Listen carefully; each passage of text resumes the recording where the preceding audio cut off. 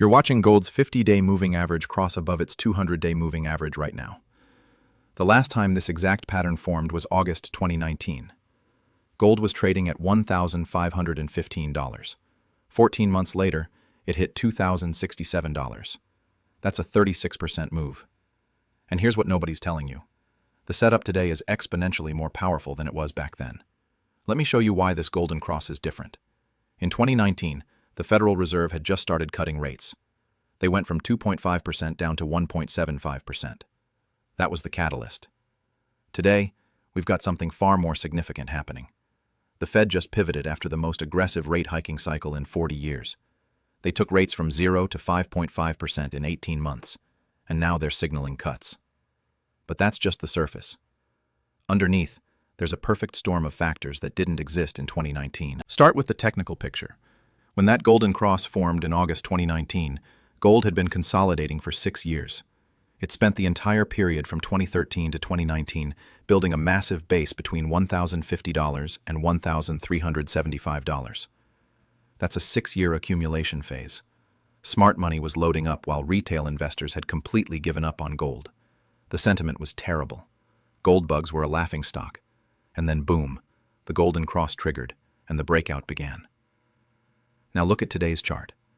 Gold spent 2 years consolidating between $1,900 and $2,070. But here's the difference. This consolidation happened at all-time highs. Think about what that means. Gold wasn't building a base after a bear market. It was coiling at the top, refusing to break down despite the Fed raising rates at the fastest pace since the 1980s. That's not normal. That's not how gold typically behaves during aggressive Fed tightening. It tells you something massive is supporting the price. And that something is central bank buying. In 2019, central banks bought 650 tons of gold. That was considered significant. In 2022, they bought 1,136 tons. In 2023, they bought 1,037 tons. We're talking about a 60% increase in central bank demand that's sustained for 2 consecutive years. And it's not just the volume. It's who's buying and why. The People's Bank of China reported adding 225 tons to their reserves in 2023. But here's what the mainstream media isn't telling you. That's just what they're reporting. China has a history of underreporting their gold purchases and then revealing the true numbers years later. In 2009, they announced they had actually accumulated 454 tons over the previous 6 years without telling anyone. They did it again in 2015, revealing another 604 tons of unreported purchases. So when China says they bought 225 tons last year, the real number is likely double or triple that. Why does this matter? Because China isn't buying gold to diversify their reserves. They're buying gold to prepare for a new monetary system. Look at what they're doing with the BRICS alliance. Brazil, Russia, India, China, and South Africa just expanded to include Saudi Arabia, UAE, Egypt, Ethiopia, and Iran. That's 45% of the global population, and they're all accumulating gold while simultaneously reducing their dollar holdings. Russia's central bank increased their gold reserves from 1,500 tons in 2014 to 2,332 tons today. That's a 55% increase, and they did this while being hit with the most severe sanctions in modern history. Think about that. The West froze $300 billion of Russia's foreign currency reserves in 2022, just seized them. And what did Russia do? They immediately accelerated their gold purchases, because gold can't be frozen. Gold can't be sanctioned. Gold is the only truly neutral reserve asset. This is the context that didn't exist in 2019. Back then, central banks were buying gold as a hedge. Today, they're buying gold as a foundation for a parallel financial system. The difference is enormous, and it's showing up in the price action. Gold held $1,900 while the Fed raised rates 17 times. That's unprecedented. In every previous tightening cycle, gold got crushed. In 1980, when Volcker raised rates to 20%, gold collapsed from $850 to $300. In 1994, when Greenspan started hiking, gold fell from $390 to $252. In 2004, when the Fed began their tightening cycle, gold initially dipped before eventually rallying. But this time, gold didn't break. It consolidated at all-time highs. And now, with the Golden Cross confirmed, we're seeing the breakout. Gold just cleared $2,100. The next major resistance level is $2,150, and above that, there's nothing but air until $2,400. But the technical setup is only half the story. The fundamental backdrop is what makes this move potentially explosive. Let's talk about what's happening in the physical gold market. The COMEX, which is the primary exchange for gold futures in the United States, is showing signs of stress. In a normal market, the ratio of paper gold to physical gold is about 100 to 1. That means for every ounce of physical gold in COMEX vaults, there are 100 ounces of paper claims on that gold through futures contracts. This system works fine as long as everyone doesn't ask for delivery at the same time. But something changed in 2023. Delivery requests spiked.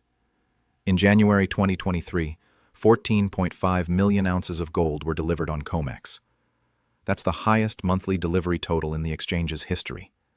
And it's not a one-time event. Elevated delivery requests have continued throughout the year. What's happening is that large players are converting their paper positions into physical metal. They're taking delivery and moving it out of the system. At the same time, COMEX registered gold inventories, which is the gold available for delivery, dropped to 9.7 million ounces. That's down from 13.2 million ounces at the start of 2022. So you've got rising delivery requests and falling available inventory. This is the setup for a squeeze. And if a squeeze happens on the COMEX, the price of gold won't go up 36% like it did after the 2019 Golden Cross. It could go up 100% or more in a very short period. Here's why. The paper gold market is massive. The daily trading volume in gold futures and options is about $150 billion. But the daily trading volume in physical gold is only about $15 billion. That's a 10 to 1 ratio. If even a small percentage of paper gold holders decide they want physical delivery, there isn't enough physical gold to satisfy the demand. The price would have to rise dramatically to balance the market, and we're seeing early signs that this is starting to happen. The premium for physical gold over paper gold has been widening. In London, which is the center of the physical gold market, gold bars are trading at a $20 to $30 premium over the COMEX futures price. That spread is usually $5 to $10.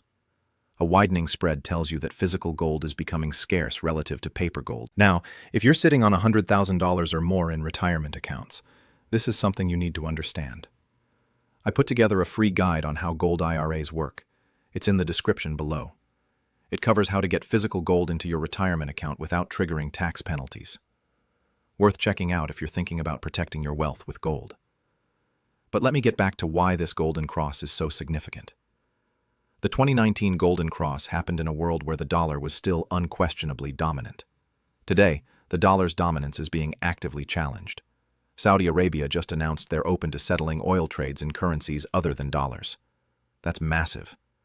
The petrodollar system has been the foundation of dollar dominance since 1974. If that system breaks down, the demand for dollars will collapse, and the demand for alternative reserve assets like gold will explode. Look at what's happening with U.S. Treasury holdings. China has reduced their Treasury holdings from $1.3 trillion in 2013 to $816 billion today. That's a 37% reduction. Japan, the largest foreign holder of U.S. Treasuries, has reduced their holdings from $1.3 trillion to $1.1 trillion. These countries aren't selling treasuries because they don't need the dollars. They're selling because they're diversifying away from dollar dependence. And where's that money going? A significant portion is going into gold. The World Gold Council reported that central banks now hold 36,700 tons of gold. That's 20% of all the gold ever mined. And that percentage is rising. In 2000, central banks held 33,000 tons, which was 18% of above-ground gold. So in 23 years, central banks have increased their share of global gold by 2 percentage points. That might not sound like much, but remember, gold mining only adds about 3,000 tons per year to above-ground stocks. Central banks are absorbing more than a third of annual mine production. And here's the kicker. Mine production is declining. Global gold production peaked in 2018 at 3,300 tons. In 2023, production was 3,000 tons. That's a 9% decline, and it's going to get worse.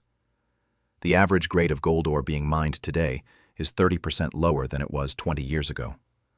Miners are having to process more rock to get the same amount of gold. This increases costs and reduces output. At the same time, the cost of mining gold has skyrocketed. The all-in sustaining cost for the average gold miner is now $1,350 per ounce. That's up from $1,000 per ounce in 2019. Energy costs, labor costs, and equipment costs have all surged, and these costs aren't coming down. This puts a floor under the gold price. If gold falls below $1,350, miners start shutting down production, which reduces supply and pushes the price back up. So you've got declining production, rising costs, and surging central bank demand. That's a supply-demand imbalance that can only be resolved through higher prices. And the Golden Cross is the technical signal that the market is recognizing this imbalance. But there's another factor that's even more important: the fiscal situation in the United States. The U.S. government is running a $2 trillion annual deficit. The national debt just crossed $34 trillion. That's 120% of GDP. And the interest payments on that debt are now over $1 trillion per year. Think about that. The U.S. government is paying more in interest than it spends on defense. This is unsustainable. And everyone knows it. The Congressional Budget Office projects that by 2033, the debt will be 180% of GDP. At that point, interest payments will consume 40% of all tax revenue. The government will have three choices: default on the debt, print money to pay the debt, or cut spending dramatically. Default is politically impossible. Cutting spending is politically impossible.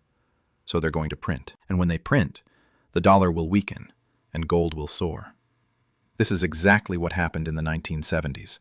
The U.S. was running large deficits to fund the Vietnam War and Great Society programs. The dollar was under pressure. And gold went from $35 in 1971 to $850 in 1980. That's a 2,300% gain in 9 years. But here's the difference. In 1971, the U.S. debt was 35% of GDP. Today, it's 120% of GDP. The fiscal situation is 3 times worse, and the Federal Reserve's balance sheet is $7.7 trillion compared to $800 billion in 2008. The amount of money printing required to keep the system functioning is exponentially larger than it was in the 1970s. This is why the Golden Cross matters. It's not just a technical signal.